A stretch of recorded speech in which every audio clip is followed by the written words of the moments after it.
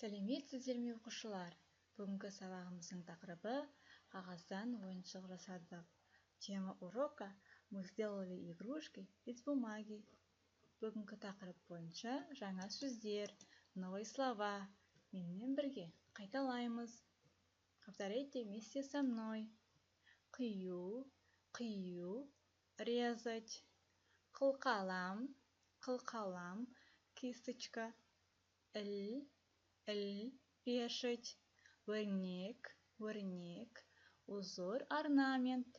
Бояу, бояу, краска. Менімен бірге тағы қайталаймыз. Қию, қылқалам, өрнек, бояу. Жарайсыңдар балалар. Ендеше тапсырмаға көшейік. Екінші тапсырма мәтінді оқы. Бүгін демалыс. Сегодня выходной. Саша екеуміз қағазға түрлі өрнектердің суретін салдық. Мы с Сашей рисовали узоры на бумаге. Мен қағазды қидым. Я разрезал бумагу. Саша оны бояды. Саша его красил. Өрнектерді желіммен жапсырды. Приклеил узоры клеем. Оны үйге іліп қоямыз. Повесили его на дом. Біз қағаздардан әртүрлі ойыншық жасадық. Мы сделали из бумаги разные игрушки. Саша түлкі жасады. Саша сделал лису. Мен оны боядым. А я его красил. Жарайсыңдар. Келесі тапсырма балалар. Жазылым.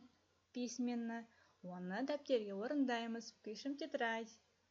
Алтыншы тапсырма. Көп нүктенің орнына тиісті қосымшаларды қой.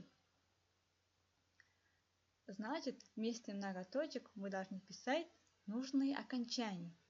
Нужные окончания у нас внизу. Д, М, Н. Балалар, сіздерге үлгі берілген. Образец. Мен қағазды қидым. Мұнда тиісті қосымша М. Екінші сөйлем. Сен ойыншық жасадың. Тиісті қосымша Ң. Ол түлкіні бояды. Бояды. Қосымша Д. Әлібек желімен жапсырды. Тиісті қосымша Д. Олар қол өнер үйірмесіне қатысады. Жарайсыңдар балалар. Бүгінгі сабағымыз аяқталды. Сау болыңыздар.